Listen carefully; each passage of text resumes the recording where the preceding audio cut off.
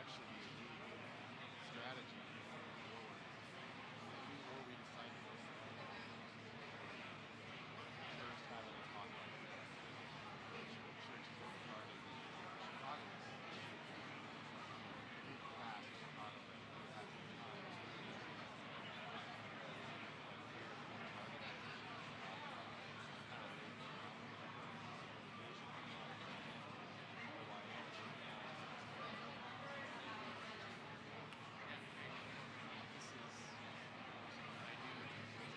I'm gonna talk. It's good.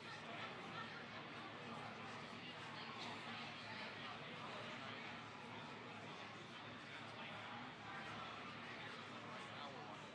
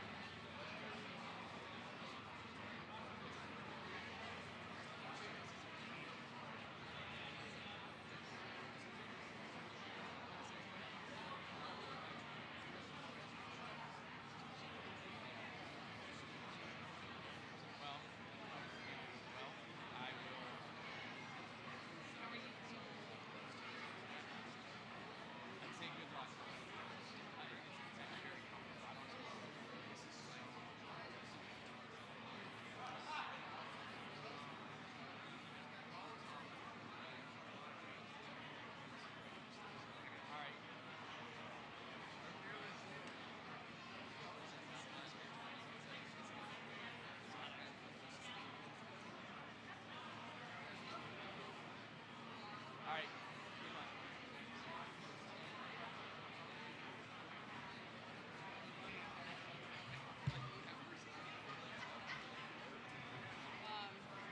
No, I have a drink. I should have sent it to you on this. Do they have it? No, I have one. I couldn't remember because I know that there was. Was that your clicker? Oh, I have mine.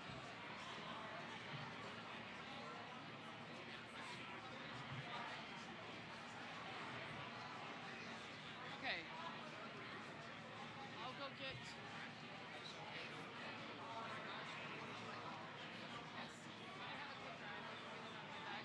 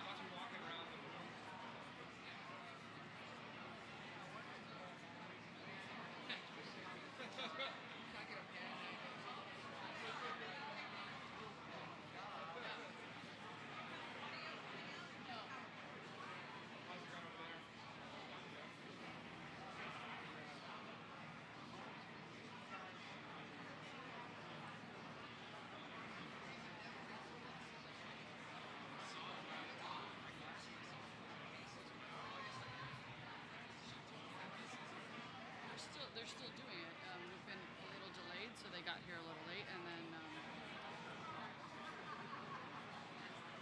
they'll probably fill this whole thing up. That's the thing, is that I don't think we have enough seats. The short answer is yes, it will fill up. That would be great. Even if they added another row to this side or fill up those space, this empty space over here. For sure.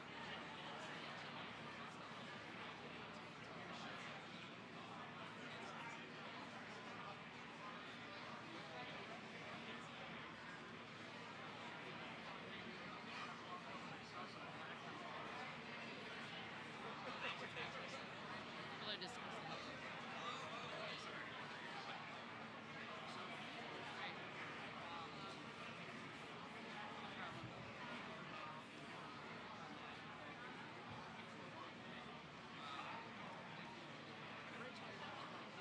I'm sorry. Come up on stage, please.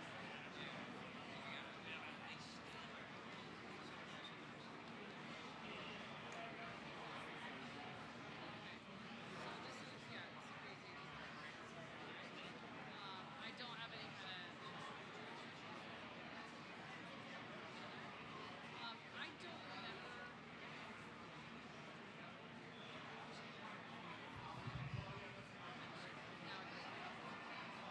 I don't remember. I don't remember what.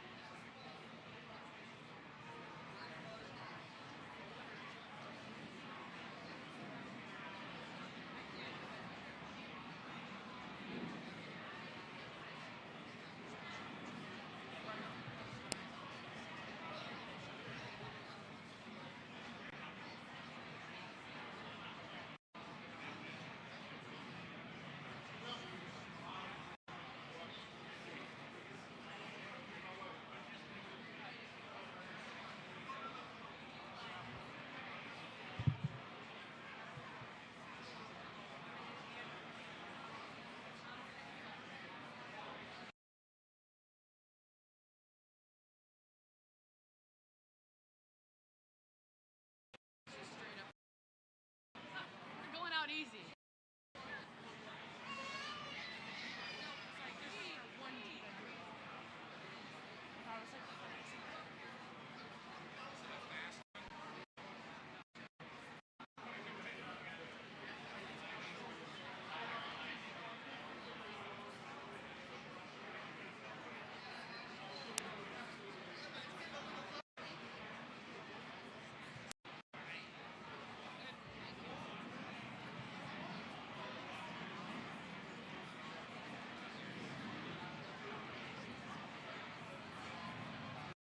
Good afternoon, everyone. Sorry, that was very loud right next to you. I apologize. We are scheduled to start at 11, but we are slightly delayed. So just a few things. We appreciate your patience. We will have a few hundred young adults that will be joining us. So just keep that in mind. If you could, for those of you who are actually in the room right now and plan on staying for this young adult ministry panel, we ask that you actually scoot in to the center. And then this way we can fit our young adults easily on the sides and in the back. So if you could either come up to the front and to the center. That's good. Yeah. It would be great if you all kind of filled up the front too. This way we can fill in the back. So move forward and move to the center. Please and thank you. That's perfect. Ladies and gentlemen, please do not walk behind the screen. We can see you and your shadow as you walk behind the screen. Please do not go back there. Thank you.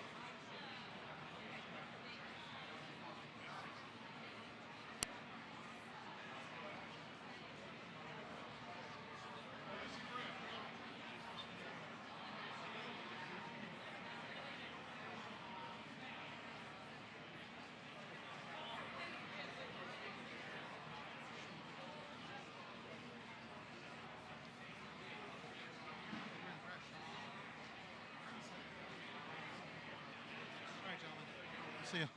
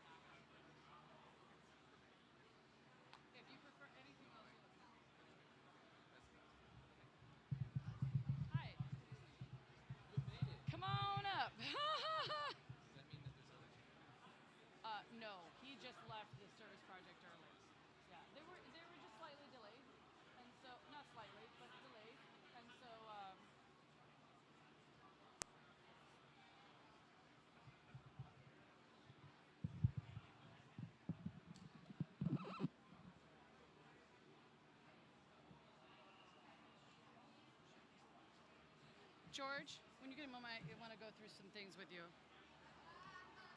So first of all, I have everyone's tiles on here. Okay. You just use a clicker right and left. So Right if and you go left. Forward and Yeah. back. Okay. Okay. I'll be doing the welcome. Thank you so much for being here. I'm going to read all of your bios, so we're not doing it before each and every thing. Okay. Once Anna's done, then you can come right up to the mic and offer your presentation. Okay. Okay. As I'm saying with all of the mics, these right now are muted. This one is not. Actually, let's move this one. Because that's don't be afraid to do it. Easier for them to turn them down than it is for us to let them turn them up. There's just a lot of noise. So just being mindful of that. And obviously we're going to have really large groups. Yeah. So that's it. And then everybody will speak. I'll ask them to bring in one more time.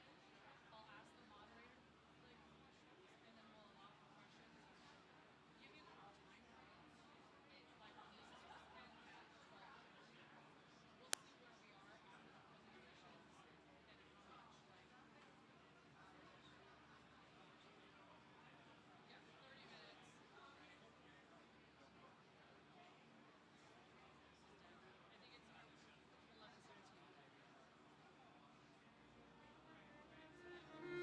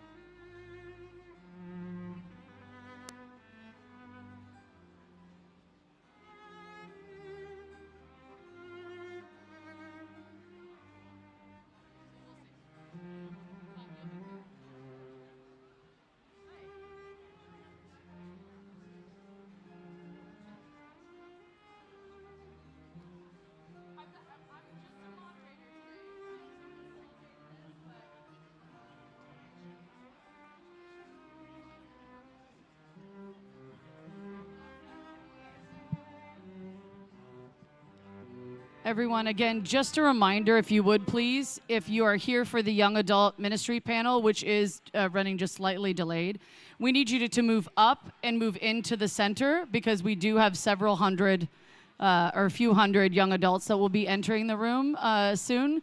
So if you would, please move up and move over to the center so that we can make room for all of our young adults. Thank you.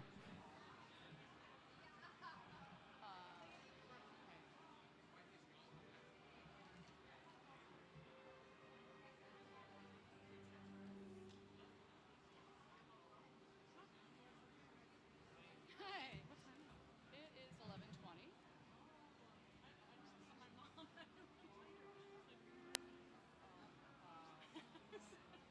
Just when you say.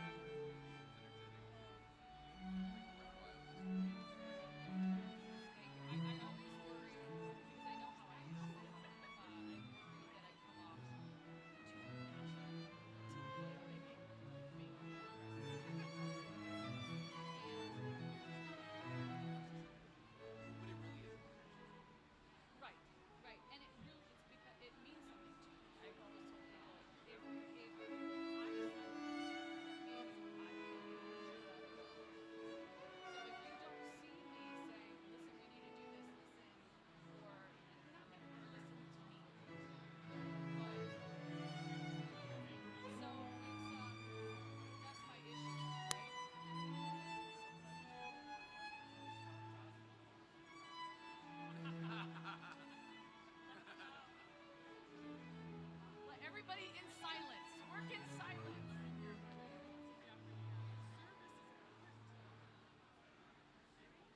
Sorry? Well, and honestly, I'll tell you that having heard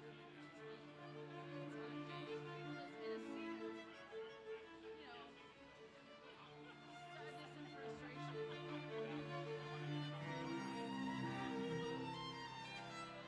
I know. And I know that they're in the middle of like whatever. Yeah. Okay.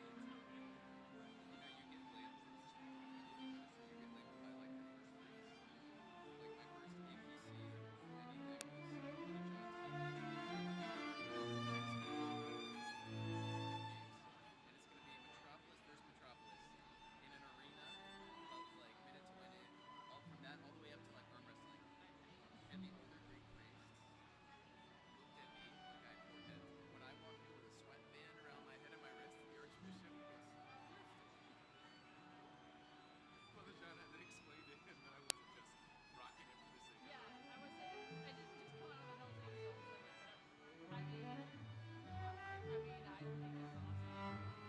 Yeah, it's hard. Some of it is just hard for them to. We don't recognize what they're looking at to tell them, oh, take what it's worth to me. And that's what they're This summer, I'm literally gone every other week the entire summer.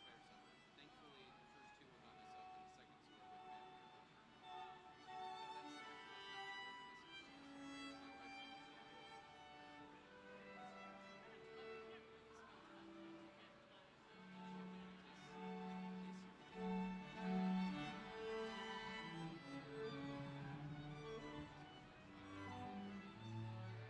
Again, just a reminder, everyone who's in here who plans on staying for the the young adult ministry panel, if you are here and you plan on staying and you're seated in these chairs, please fill up the front rows and move to the center. We need as many spaces as possible for our young adults to fill in the back. So if you could, again, please move forward, fill up the rows, and move to the center. Thank you.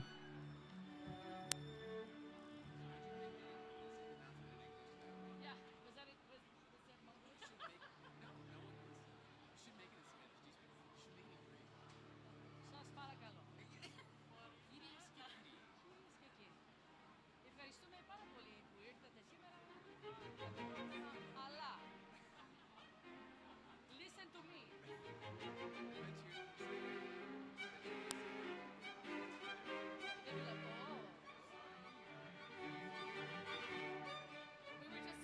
We were just saying you should do it. He said you should do it in Greek. I was like, Kyrios και κύριοι, σας παρακαλώ. Hey, you know what I'm talking about? Hey, sorry.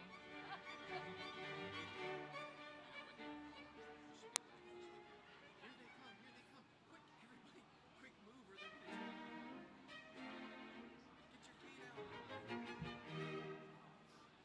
Move here, walk over the center aisle. Chris is gonna trip.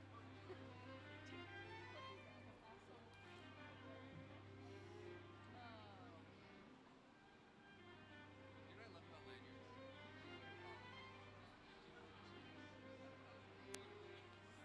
They give you a lanyard freshman year. You're like, I'm legit now. You got a student ID and a lanyard. And you don't realize you're just being labeled the freshman for everyone else's money. You are. Right. So then when you go downtown, You've just been recently branded. yes. Yes, sir. Yes. Yes. Lord have mercy.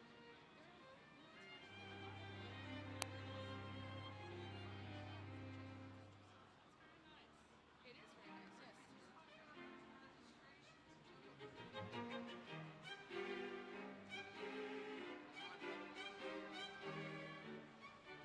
And they're busy little bees in there, I know. They're working hard. That's okay, George. George, the chair of the conference, is just going to go get an ETA, so hopefully we'll find out soon. Come in and say hi. Oh, okay. I've heard you were here. Someone like quoted you yesterday. Someone quoted me. Oh no. Michigan. Oh, There might be the other one. I was in Cincinnati. I was in Rochester, New York. might maybe it was the other consensus.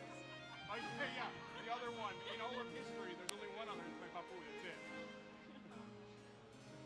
Okay, so young adults are walking over right now. It's going to be another, we're going to start in about 10 minutes or less. They're walking. They're descending upon us. So where are they gonna sit? Oh. You know what you guys could do? Go to the ballroom and make us start with the plenary. That way we have to go fast.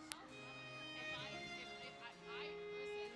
as much as I'd like to, I'd also like to keep the job that's paid for my health care and whatever.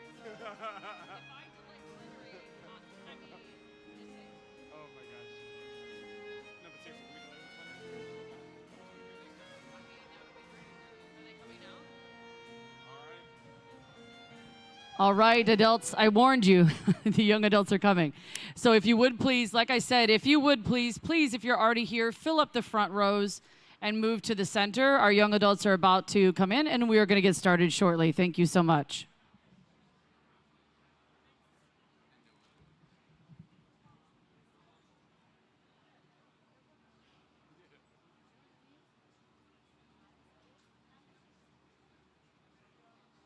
My favorite. You know where he's going next. Right there.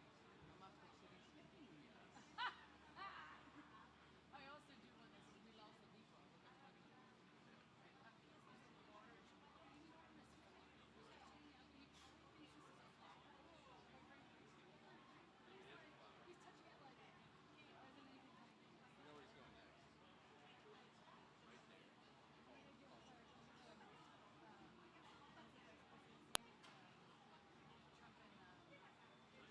George Washington.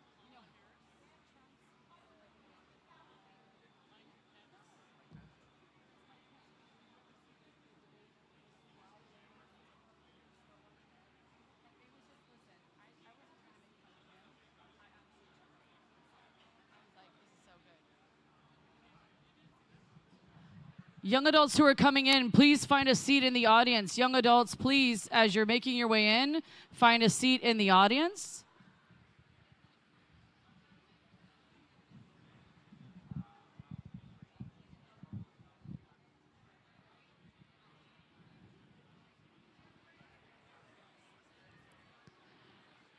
Oh, young adults, please find a seat in the audience here.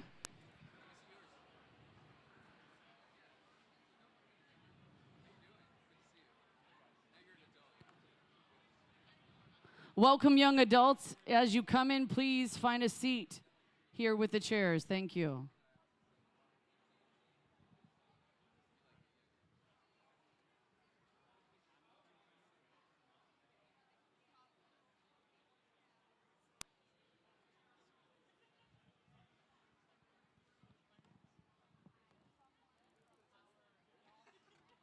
Wait, we're allowed to plug in our. Hey, everyone, take out Instagram and follow. Let's get started. Okay.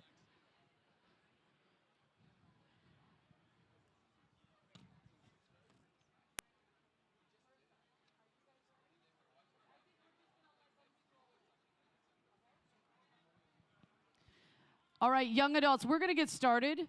So please, young adults, come and have a seat. And thank you, all of those of you who showed up at the scheduled time. We really, truly thank you for your patience. Our young adults actually just completed a diaconia service project in joint collaboration with our national young adult, or national Philoptochos convention and national Philoptochos. So it's an incredible opportunity for them. Young adults, please come and have a seat.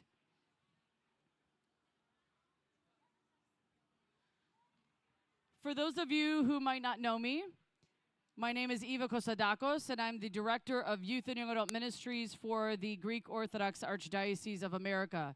And it's my distinct honor to be the moderator for this afternoon's presentation, which will be about Empowered to Serve, which is how we engage our young adults in the church. And so we're very blessed that this is actually a combined ministry panel. It's not only delegates from the clergy laity, but it's also our young adults from the National Young Adult Conference. And so what we're going to do today is we're going to have presentations, and then time permitting, we will have some moderator Q&A. I have some questions that I'd like to ask. And then we'll have an open Q&A, and there will be there are microphones on each side of the seating area so that you'll be able to go up and ask your questions. We will have a hard stop at about 20 till noon, or 20 till 1, so that we can make sure that everyone can get to the next activities. So what I would like to do is spend a moment to introduce to you our panelists. First, we have Father Alexandros Petrides from the metropolis of Pittsburgh. Father Alexandros Petrides serves in the parish of St. Nicholas Cathedral in Bethlehem, Pennsylvania. He's also the chair of the metropolis of Pittsburgh Youth and Young Adult Commission, and he was the founding chairman of the Chrysostom Academy, a pan-Orthodox classical school in Lehigh Valley. The son of Father Theodore and Presbytera Kristen, he is a product of the metropolis of Pittsburgh. That's all right. You can applaud to that. Absolutely. And has a great passion for engaging young people in the life of the church and the faith. After graduating from the Pennsylvania State University with a Bachelor of Science in Civil Engineering, he received his Master's of Divinity from Holy Cross School of Theology in 2013.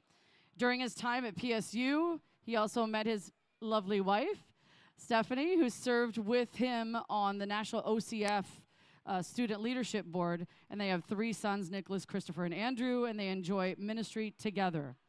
Some of their parish highlights include Thriving Weekly Youth Night, Telos Project, Strong Sunday School, Greek dance programs, and these have produced many campers, counselors, and chanters for the metropolis. Next, we have Anna Teodosiadis, and she is from the metropolis of San Francisco. You could give her applause, absolutely. And she's also the Telos Project representative that we have on our team today. Anna is originally from Seattle, Washington. And growing up, she was an active member of St. Demetrios Greek Orthodox Church. She received her bachelor degree in human development and religious studies from Hellenic College in 2017. And upon graduation, Anna worked as youth director for Resurrection Greek Orthodox Church in Castro Valley, California. Yeah. I love this, the support, I love it. Yes. For almost 6 years, by the way. She has experienced successes, challenges, and many conversations in what it takes to maintain active young adult groups. So we're excited to have her here to be a part of this panel. And she just began her work as the Metropolis of San Francisco Youth and Young Adult Parish Ministry Advisor. So we're glad that she is here with us. Last and certainly not least, we have George Anagnostopoulos. There might be a few young adults in here. George is the National Y'all Conference chairman for this year's conference.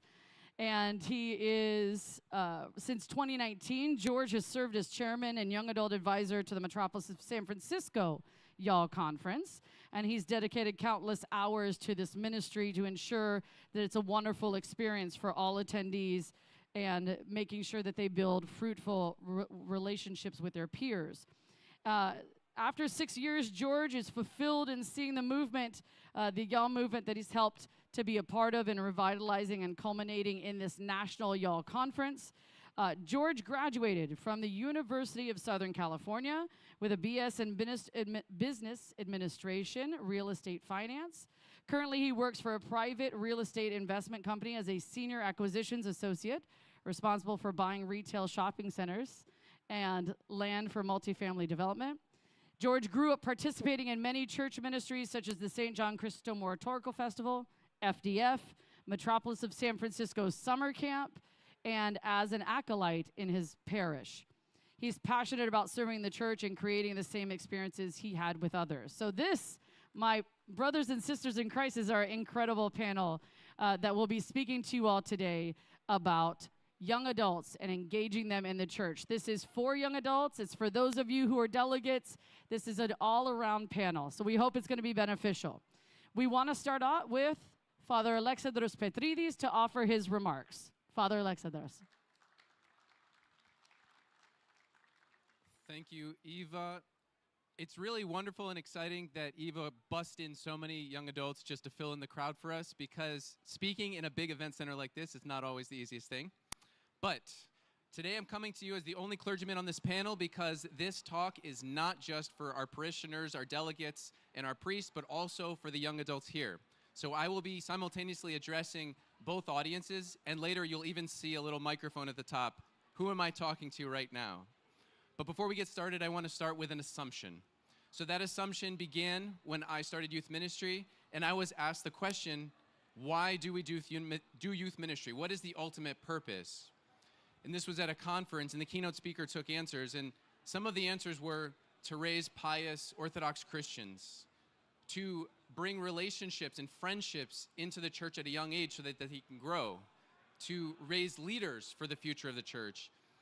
And the speaker shocked me by saying, absolutely not. Those are all beautiful byproducts. But if we really want to boil it down, it's to support the inverse situation of all of those. When we feel broken, when we feel disconnected, and when we don't know where to turn, do I have a relationship with my priest and my church and my Lord to go for healing? So I just want to start and say, everything I'm going to say today is about connection. So I view the role of the parish priest in this order: connection, identity and purpose, and belonging that leads to healing. Now, when I was a young adult, this is what I was interested in top down. As a priest, I now have the focus of going bottom up. And we're going to talk a little bit later about how important it is that young adult ministry be peer-led. But for now, I want to talk about specifically these three things: how to build a healthy relationship. I'm going to be speaking both to the clergy and to the young adults. How to be an advocate for young adult leadership, because, like I said, peer-led groups do need to break into existing structures in churches. And then finally, how can the priest model adult behavior for the young adults so that they have this to look forward to? So let's jump right into, why is trust necessary? Well, here's the unfortunate news, and now I'm speaking to the young adults. If you just show up to your local ministry, your national ministry, and you don't have a trusting connection with a priest somewhere, you are only going to have a social experience. Because until you're connected to the sacraments, you're not going to be connected to the healing that our church provides, which is so incredibly formational. For me, my spiritual father at Penn State, Father John Reeves, he was the cornerstone of my college experience, looking back. At the time, I didn't realize how influential he was being, but it's because I loved him and I trusted him. So when we talk about trust, and this is not mine, this is all the research of a woman by the name of Brene Brown, we can think of trust as being something that is kind of all-encompassing of our feelings. But if we break it down, it fits very easily into the acronym BRAVING. And this is where, as clergy and as young adults, we can actually do a little self-assessment. Where am I in my relationship with my parish priest when it comes to entrusting them with my vulnerability, right? So when we go into confession and when we have conversations about being a young adult, there has to be this vulnerability if we want to be able to grow. So what is this acronym? So boundaries. Boundaries is probably the easiest one. As clergy, we are not all the same age. We are not all cut from the same mold. Some of us feel like young adults, and some of us act like young adults.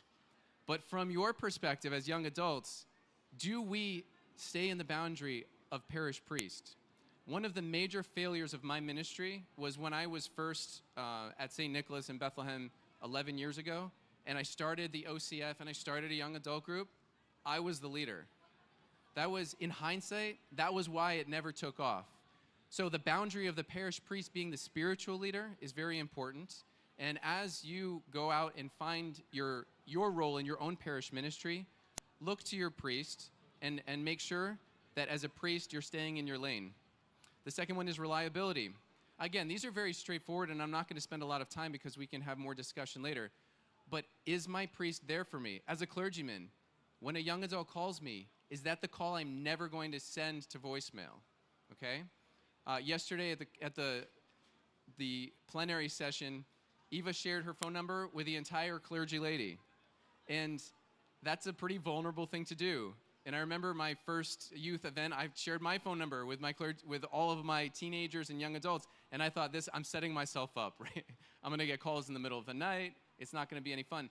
But the following year, when we did our second year introduction, one of the jocks, let's say he was a high school senior, raised his hand and he said, hey, can I have your number again? Because I wanted to call you this year, and I never thought I'd want to have your number. So ask your priest for his number so that he can be there for you. The third one is accountability. As a priest, this is very important, so I'm speaking to you priests. Am I owning up to my own shortcomings? And we're going to talk about this a little bit later, but am I being vulnerable in return, in the sense that if I don't fulfill my ministries as a priest, am I going to own up to that and help our young adults by moving forward? V is for vault. If we go to confession and then we hear about our sin in a sermon, even if it's not attached to our name, we're not going back to confession.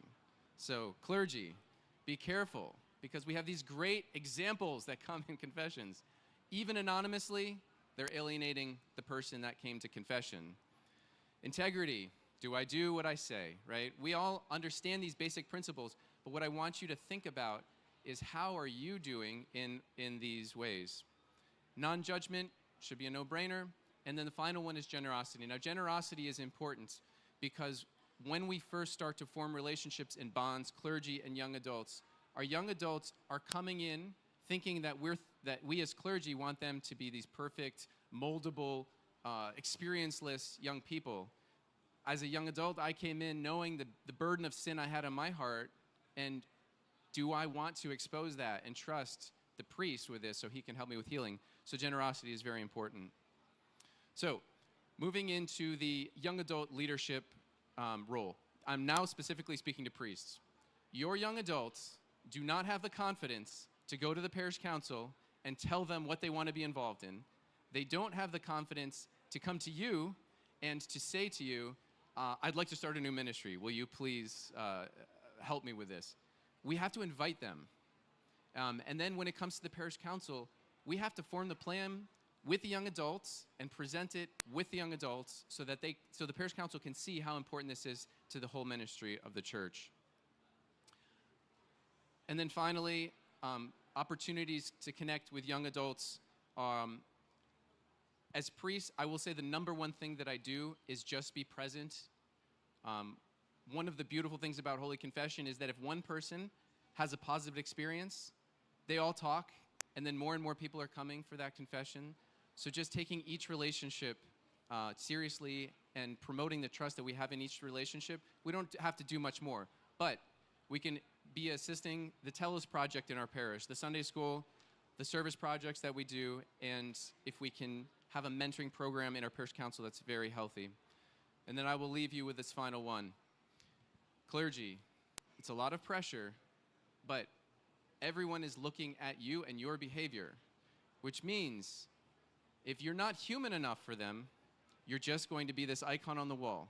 So be human. If you're too human for them, you will scandalize them and send them away from the church, right? So how do we do this? We just live the Christian life. We love our families. We model the behavior that the way we treat our children should be the way we treat our parishioners, right? And through these examples, what we're doing is we're modeling the behavior that they will then see as they enter into the rest of their ministry. So I'm going to wrap it up with that and pass it off to Anna Sophia, and and thank you for your attention.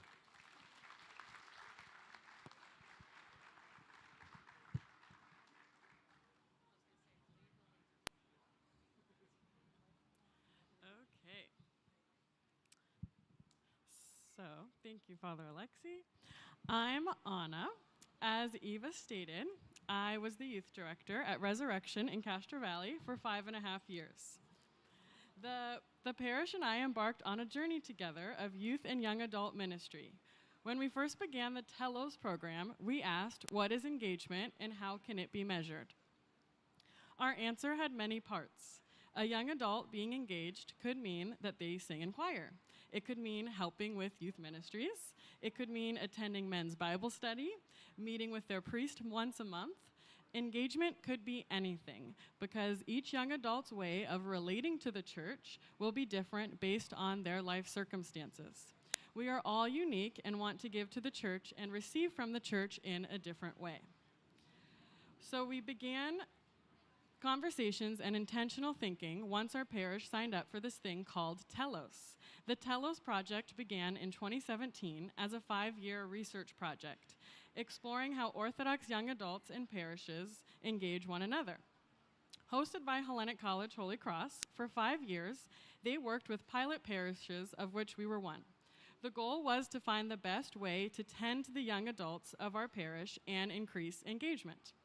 Telos continues to develop a process helping Orthodox parishes learn, work, and grow together to ensure young adults know that they are loved by God and welcomed in the church. Telos led us along the way and had us work through trial and error to get our parish and our young adults to a mindset which included truth, growth, and failure. I wanted to share with you takeaways from Telos and our team's insights. The first step of Telos was to gather a group of young adults, 5 to 6 of us, with different talents, interests, and to form our young adult team. So this illustrated having a young adult team leading the young adult ministry is critical for success. A few things here to note. The team became its own ministry. It gave us ownership over our relationship with the church, and the workload was then shared amongst 5 or 6 people rather than just one individual. So us doing it for us was very important.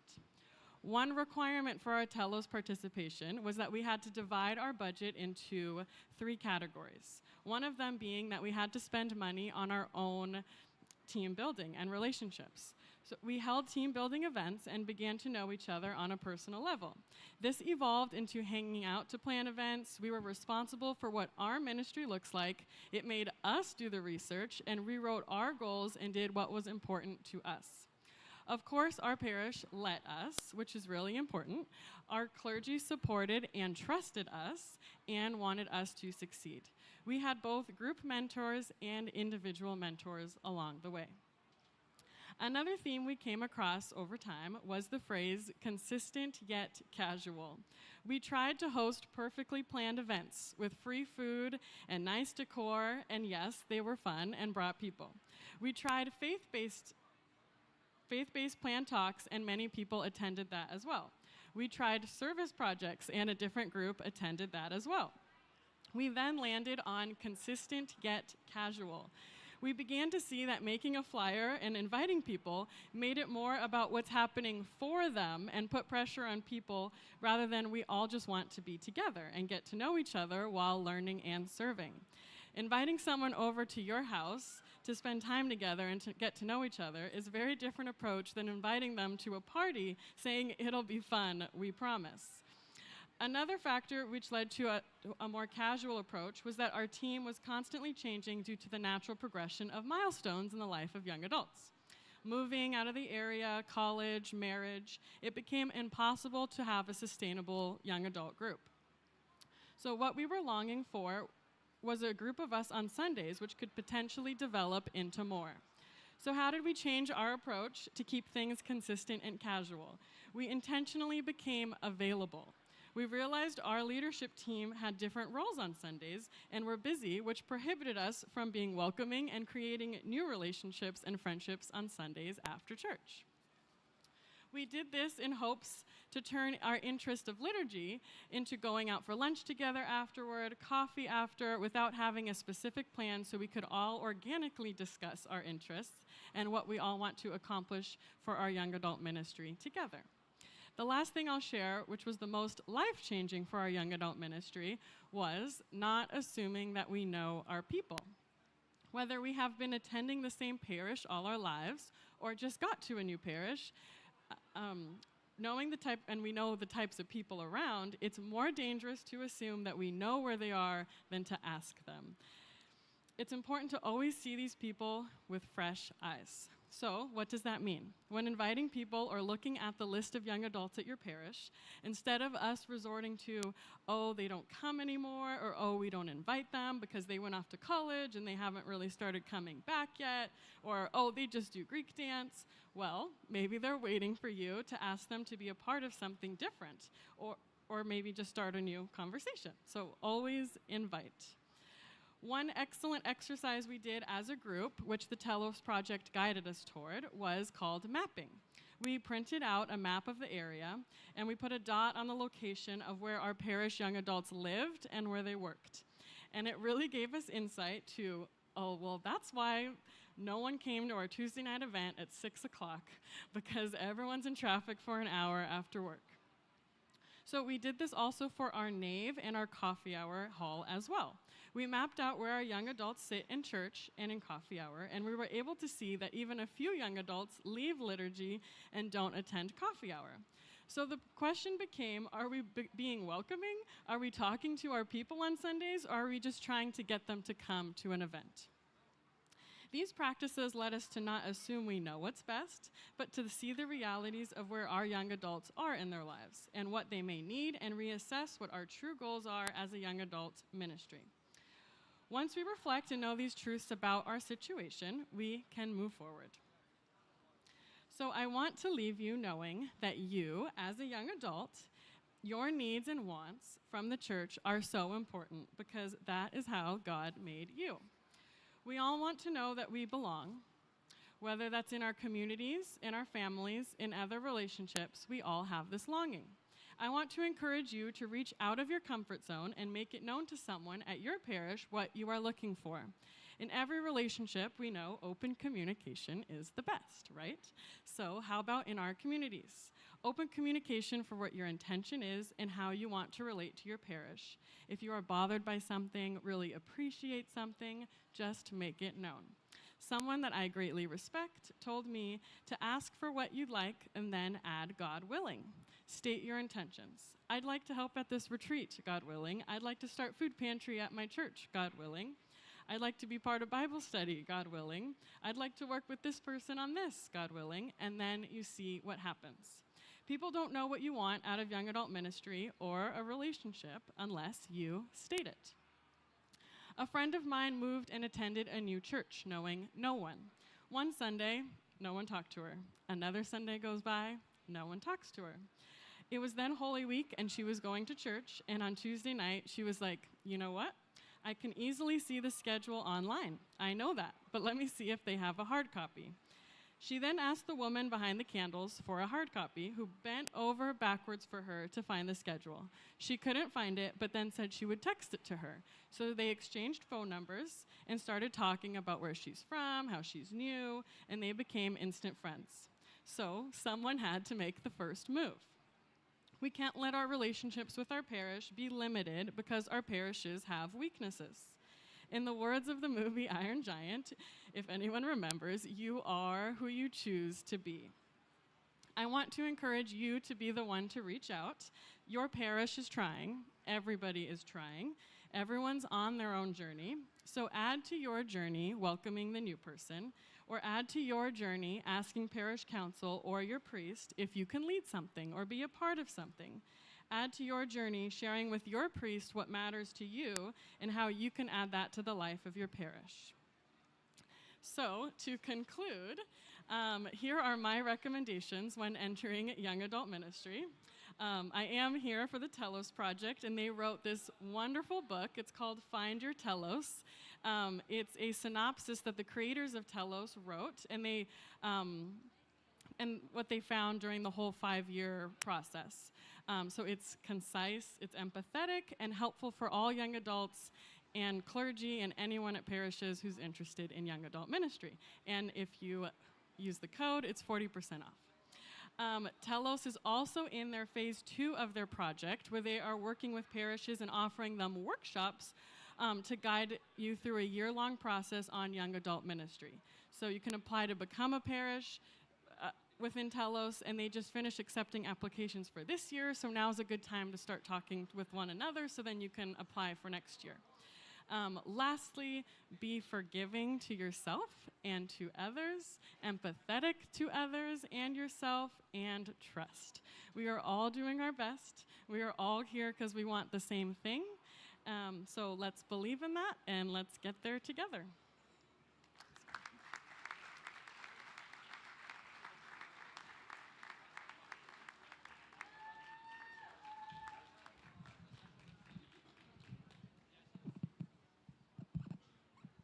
Good afternoon. Can everyone hear me? Okay. Hello, IL. Hello, Clergy Laity.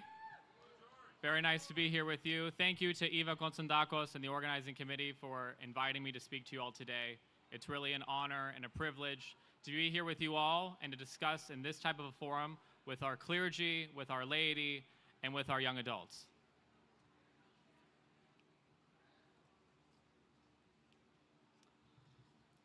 So, what is YAL? For those of you who don't know, the YAL Conference is the largest ministry affecting the lives of young adults ages 18 to 35 in our church. Christ-centered conferences happening across the Archdiocese during various times of the year. The 4 pillars of YAL are faith, fellowship, worship, and service. And our motto is by young adults, for young adults. Young adult volunteers work with their peers, clergy, and laity to plan detailed programming conferences that encompass faith, fellowship, worship, and service over these 4 days. So my path to ministry is a very unique one. Being the chairman of a YL conference is something I would have never dreamed of doing, and was certainly not in my life plan. I did not go to seminary, and I did not have any type of youth ministry experience before this. Back in 2018, I had just graduated college and was working long hours in my first job at a real estate private equity firm. My day consisted of sitting in an office all day and being in spreadsheets. One day, I got a call from Judge Steve and Stacia Kunelis, who were a part of my church family. They talked to me about a ministry called YL, or Y'all, and that they were working to bring this back to the metropolis of San Francisco after a 17-year hiatus. They had been heavily involved in the ministry during their youth, and it was at a YL conference that they served as the co-chairs on the leadership team and actually met one another. I got excited hearing about all of their YL memories and how hundreds of young adults would travel from across the country to attend these conferences. They then asked me if I would be willing to chair the upcoming 2019 Metropolis of San Francisco YAL conference. Other than what they had told me, I did not know anything about YAL or what it would entail. But what I did know was that there were a large void in my life and in the life of my peers. At that time in our metropolis, there was nothing quite like this that really brought Orthodox young adults together on a mass scale like in this type of a forum. I was very apprehensive because I didn't know if I could be able to do this at this young of an age, and I was still very new to my job, working full-time. So I was going to politely say, no thank you. But the Kunelises were persistent and were willing to mentor me. They offered to work hand in hand to help me be successful in this role. So after thinking long and hard about it, I reluctantly said yes. Fast forward to today, we have worked on and organized 5 YL conferences in our metropolis of San Francisco since then.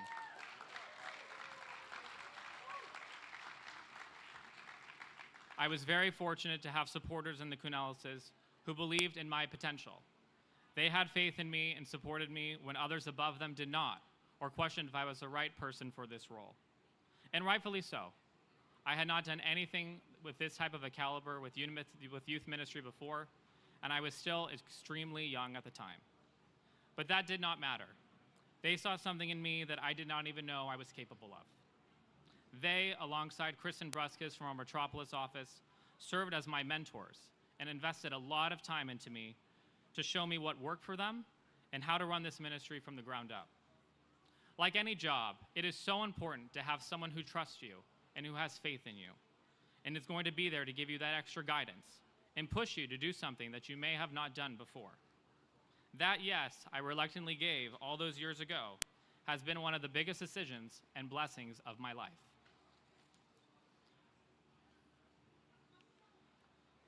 So what have I learned from ministry work since I started doing this at 22 years old? Many things, but the first is patience. As much as we want the church to operate like a startup or a business, it is not. The church is a church, and its primary focus is God. Second, not one person can change anything or control everything. We are all servants working within the parameters of the church. We cannot allow ourselves to become frustrated or give up if something does not go our way. We have to find a way to work together with others and find common ground. Sometimes when volunteering, we can feel entitled that things must go our way. However, this is not the case. You won't always get your way, because even if it's my idea or your idea, we have to pray that God will bless our efforts and that God's will be done. Third, a lot of work goes unnoticed. People do not see the trials and efforts of ministry work behind the scenes to get things done. But God sees your good works, and that is ultimately where we are reaping our reward. Of course, people skills. Managing people with different communication skills and styles is always a challenge. But these soft skills are crucial for everyone to learn and are often easier to learn here in the church versus in a traditional work environment. Be assuming and never assume of others. It has been awesome finding out people that I have known for years have talents that I did not know they had until I was doing ministry work with them. It goes to show you everyone here has unique gifts, whether it's graphic design, contract negotiation, PowerPoint, music, marketing, and more. You all here are dynamic and gifted, and you have something valuable that you can share with the church. So how has YAL helped me in other aspects of my personal life? Well, this list is also very long, but in short, it has shown me the importance of a strong team with the right people. If you want to go far, you go alone. If you want to go far, you go together. Multitasking, compartmentalizing, and being organized. Ministry work can be consuming, as we know. Juggling y'all with my personal and work life has been a constant challenge, but it has increased my productivity, kept me balanced, and enabled me to perform at a higher level. It's definitely shown me how to have a courageous conversation.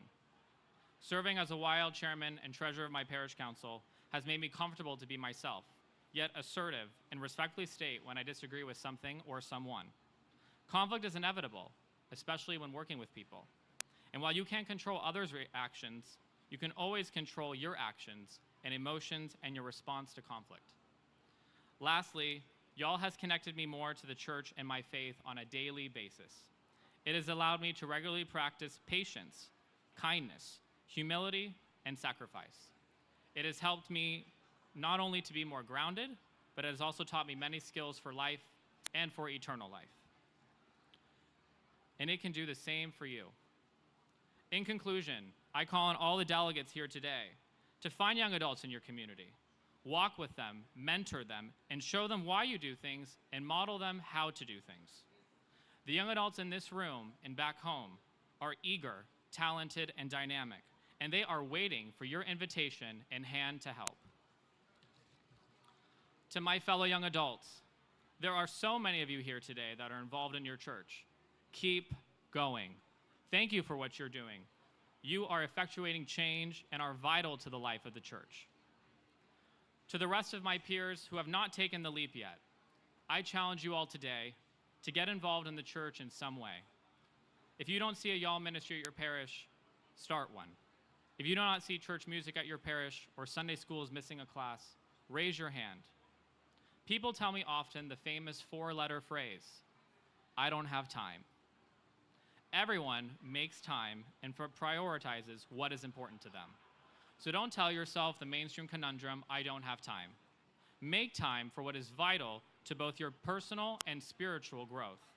Giving back and being an active steward of the church is both those things. Because I am a testament that it is possible and it will be a huge benefit to your life. Yes, serving the church is a sacrifice, but it will make you a better, well-rounded, and more fulfilled person in the end. And I can assure you, it is absolutely worth it. Thank you.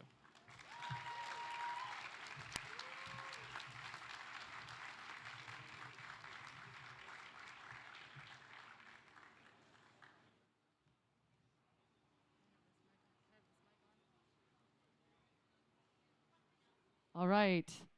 Can we give a massive round of applause to our incredible, incredible panelists? Thank you so much. I'm very grateful that they agreed to do this, and I think that they contributed, each one of them, a different component of what it means to engage our young adults in our communities, which is essential. As we talk about in Christ we are one, our young adults are part of the body of Christ. So what we'd like to do in our remaining time, we're going to do two things. I'm going to ask a few questions of our panelists specific to their topics. And then after that, we do have two microphones. We invite you to line up and ask your questions of our panelists. And I'll jump in maybe if I have something to say, maybe not. But let's start off with Father Alexandros. Dun, dun, dun. I know. It's so dramatic, but it's not. All right. So in your remarks today, Father, you talked about that clergy need to be trustworthy, relatable, and authentic. And this impacted me because sometimes we feel like we need to be something for our young adults. So if you could, sometimes we miss the mark on that as clergy and as lay leaders. So if you could tell us about some of the ways that we miss the mark in these areas when it comes to engaging with our young adults. Well, Eva. Okay. I wanted to make Check, sure your 1, 2, microphone mic is on. check, Sorry. 1, 2, 3, 4, 5. Thank you, Eva. I trust you, so I'm going to be as vulnerable as possible.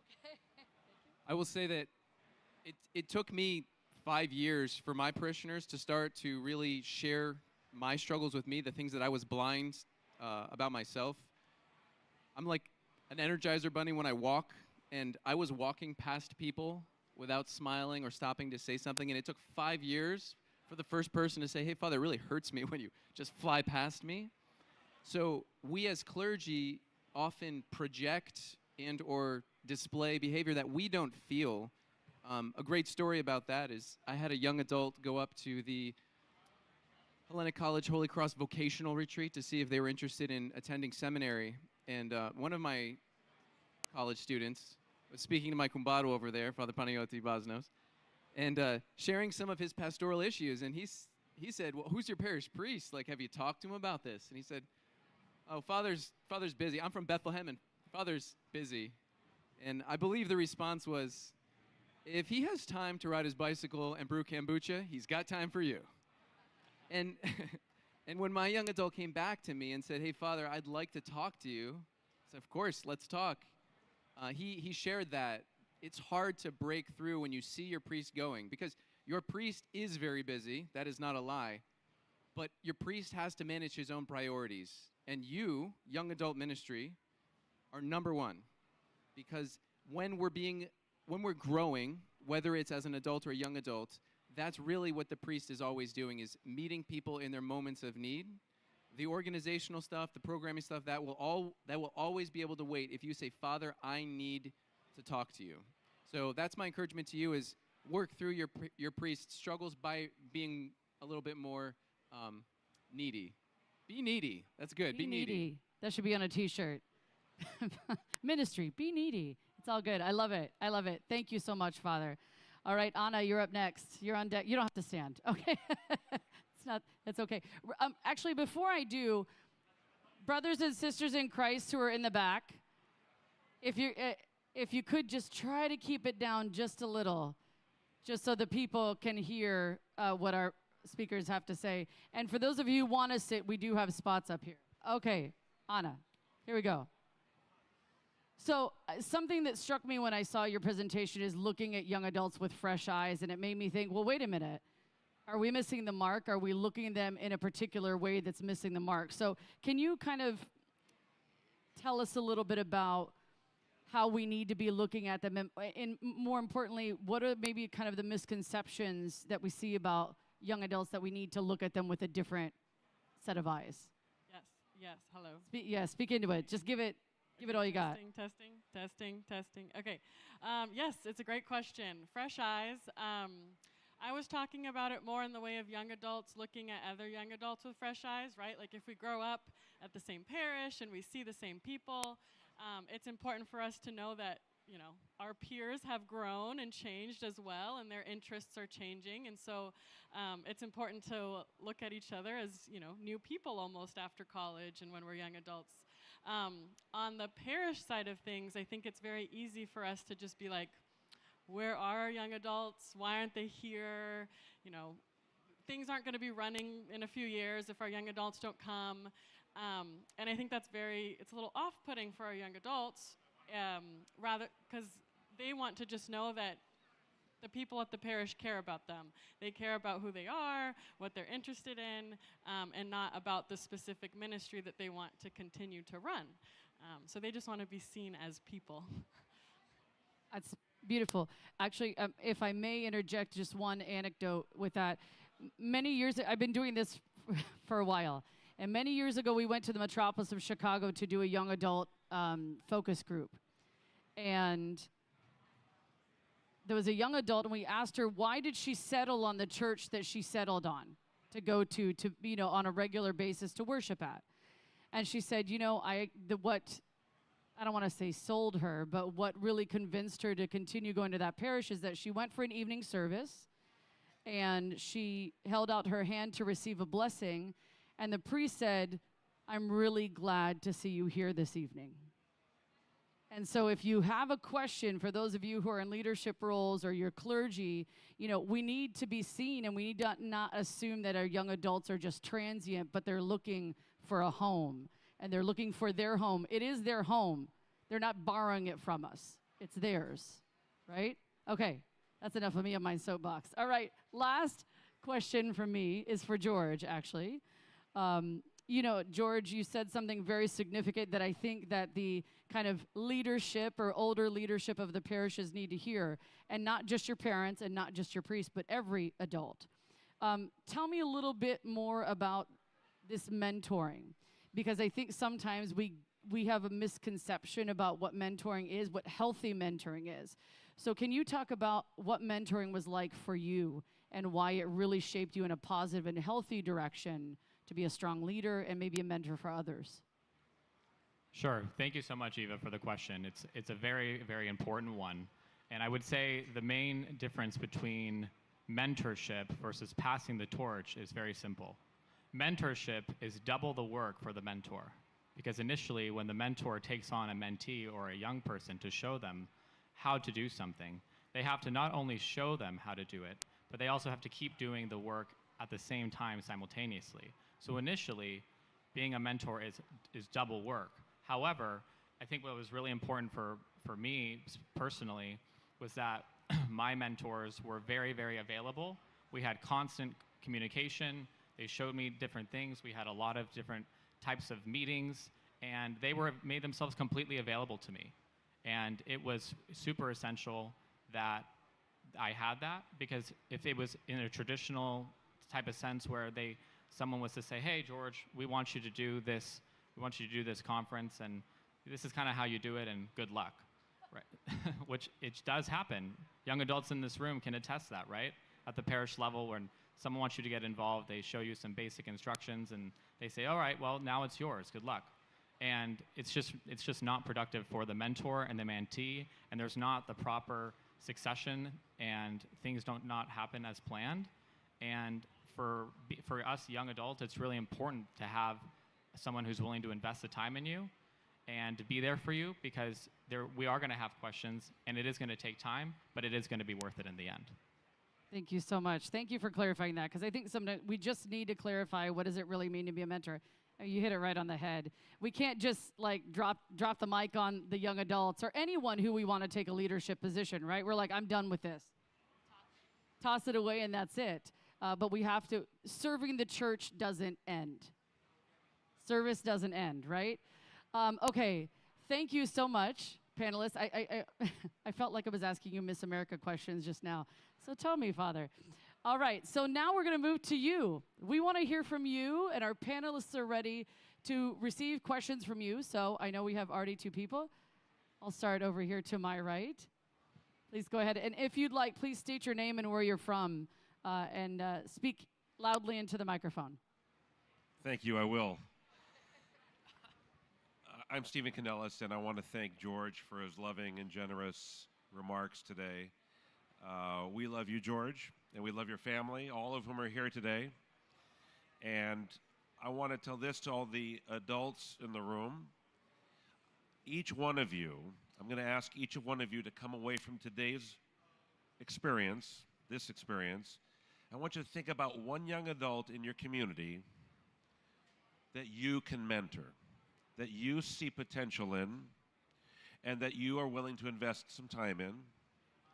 and that you are willing to share your experience and your knowledge with them and guide them along the way and take their hand. It is this very important process that George talked about, which you can replicate. I urge you to replicate, because it is only in this way that we're not just passing the torch. That's a very excellent distinction, George. It's not passing a torch like a race, like a going around a track. It's taking the hand of the person with you and leading them to the next level of accomplishment. Because I can tell you that when Stacia and I, my wife and I, were young adults, not too long ago, hopefully, and we were conference chairs in 2002 of the Los Angeles Young Adult Conference, concurrent with the Clergy Laity. That conference was not as robust as the ones that George and his young adults did. Nowhere near as robust of a program. So they have elevated that ministry in ways that I, as a young adult, could not have imagined. And it's this syndiakonia, right? Working together with existing leadership and young leadership that will propel our church into the future. This is an essential function of our role as leaders in the church. I'm talking to all of the adults here because you are a leader. You're here as a clergy laity representative. In fact and de facto, you are leaders of your parishes. So this is my hope, that you will take this message back to your parishes. Sorry, I don't have a question for the panel. Comments are good too, so I appreciate it. Thank you so much.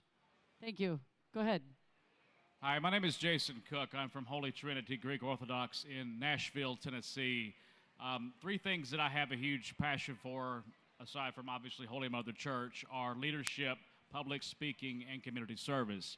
My question is it possible maybe that we could partner with organizations that promote those three things, whether they do all three or one or two of them? Leadership, community service, and public speaking are all difficult things to master. They take a lot of work, but they are life transformative.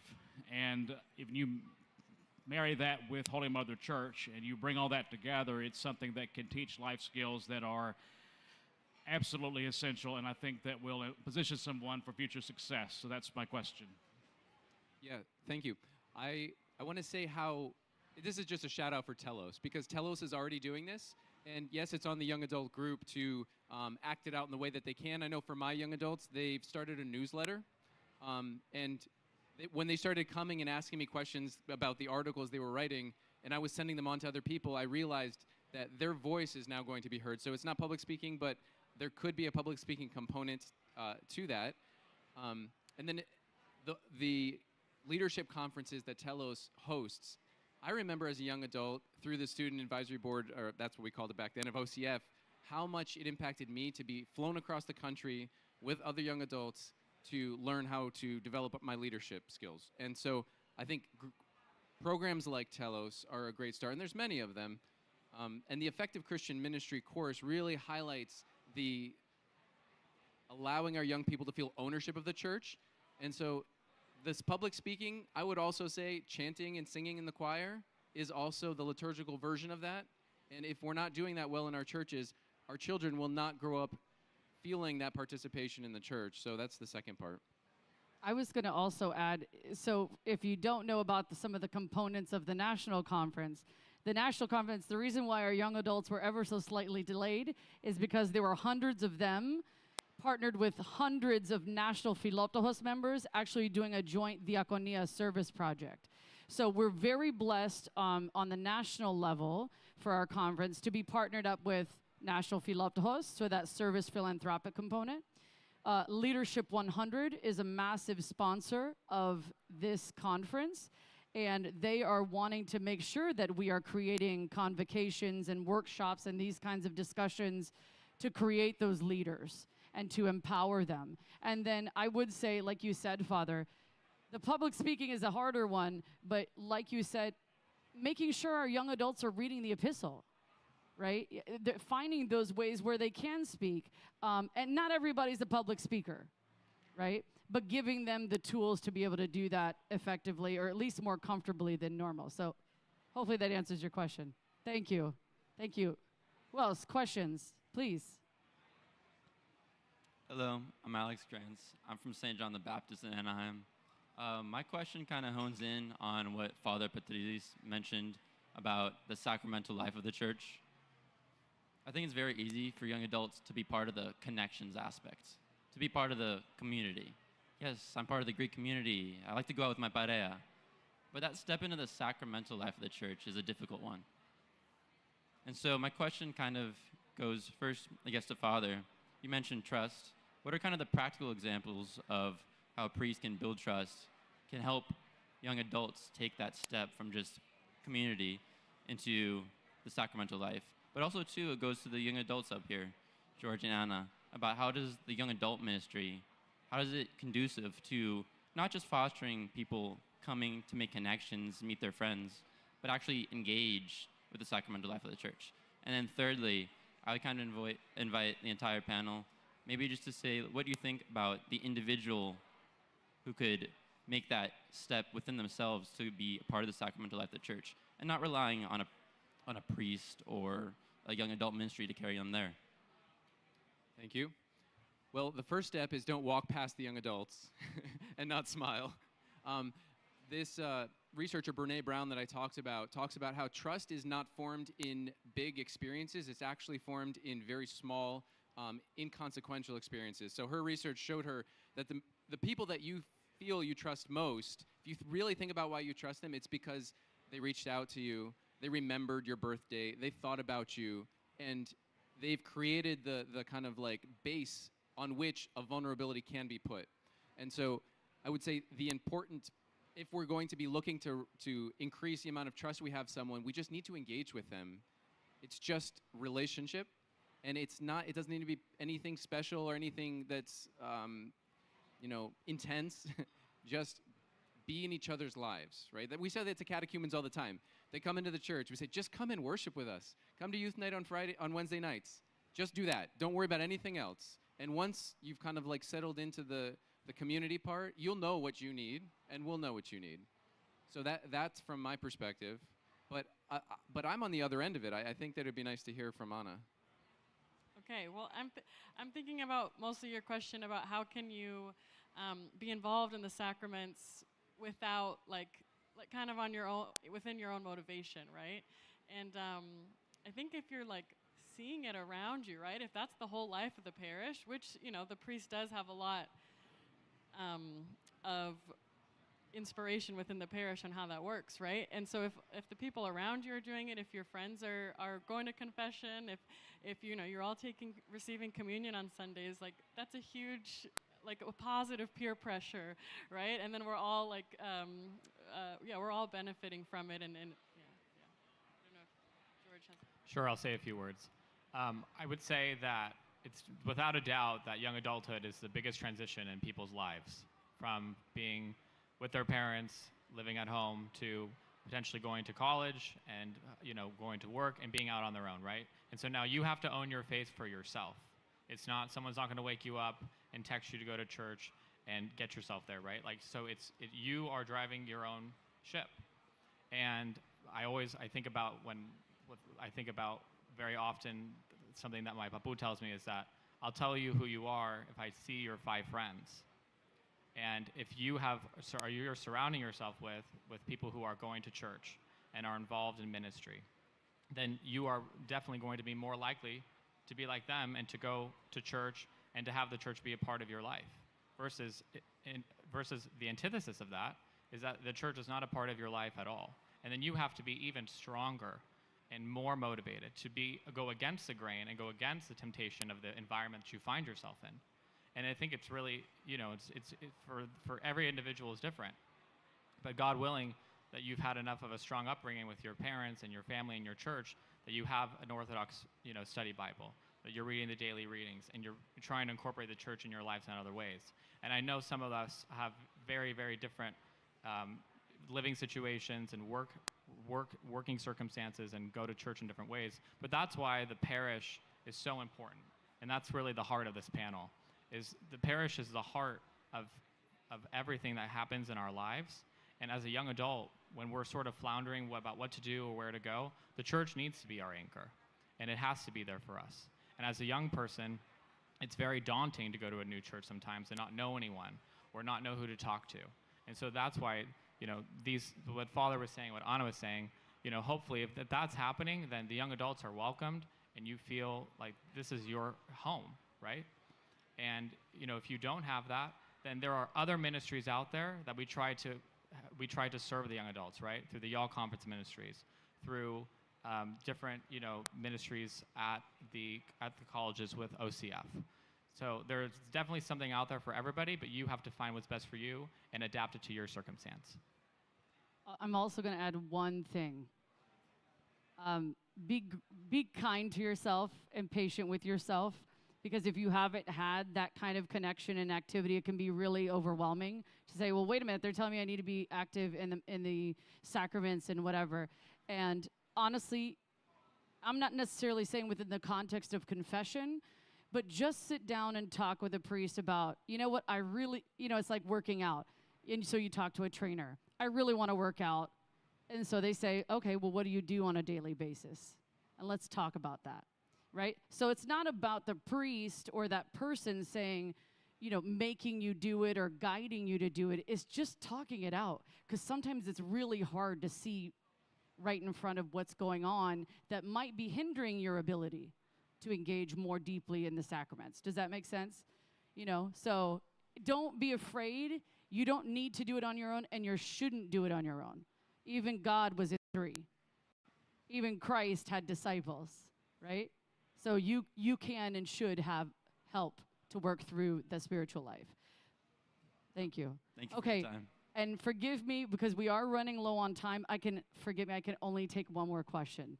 Okay, if you do have questions, feel free to find Father and Anna. George will be with you, young adults, all week, or through the weekend. Not all week, but through the weekend. But we only have time for one more. Forgive me. Go ahead. Thank you. My name is Nick Bozanelos. I go to Saints Constantine and Helen Church in Cardiff by the Sea, and St. Demetrius up in Seattle.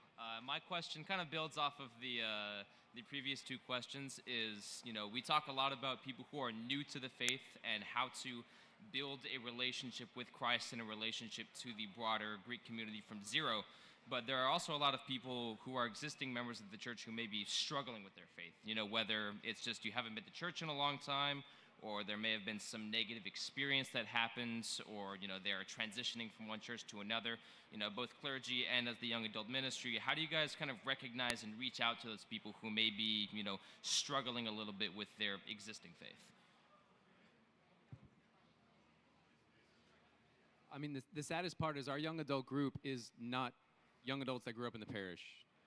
And I think that's very common across the country, whether they grew up and moved on and have physically moved, or they just, in the context of their own parish, can only be a child, right? They're not ready for the next step. One of the things that I love that our young adults do is, well, first off, they're not just from our parish. Somehow they've all reached out to the other parishes and gotten together, and they just go to different churches every Sunday. And I think if you're a young adult who struggles in his or her own parish to identify with that next step, try going to another local parish for a little while. They'll treat you like an adult because they didn't know you when you were young. So that's I think, a good beginning. I will add that is one of the situations that came up in Telos, that a lot of people who have been growing up at their church aren't seen as young adults. They are still seen as children and can't find their place exactly. What the solution is, I'm sure there are many, but that I say, you have to. It's important to speak up for yourself, or lead the adults into guiding you, if that's possible. I would just follow that sentiment with having a really honest conversation with your priest, and who's the shepherd of the parish, and to say, hey, Father, I want to be more involved in the church, and I want to be, if I've grown up here and I was born here, what is the next type of level for me to be my own person and to be an active contributing member of the church? And I think that courageous conversation, like I talked about, has to happen. And it has to happen with the individual.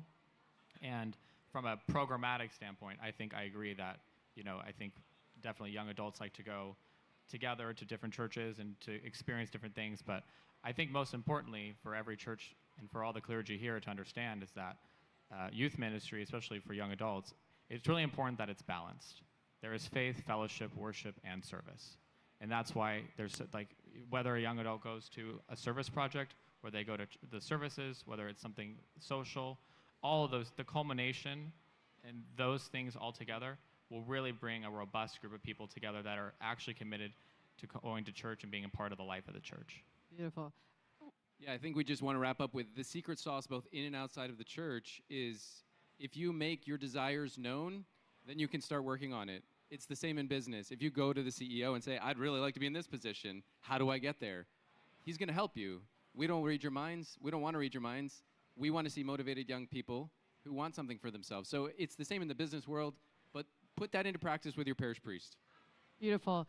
I'm sorry to cut this short, everyone. A big round of applause for our panelists. Thank you so much. And thank you for all being here. Young adults, your direction is you got to go straight to the buses. We got to get you out of here to your next events. And those of you who are Clergy Laity, thank you so much and enjoy the rest of your conference. God bless.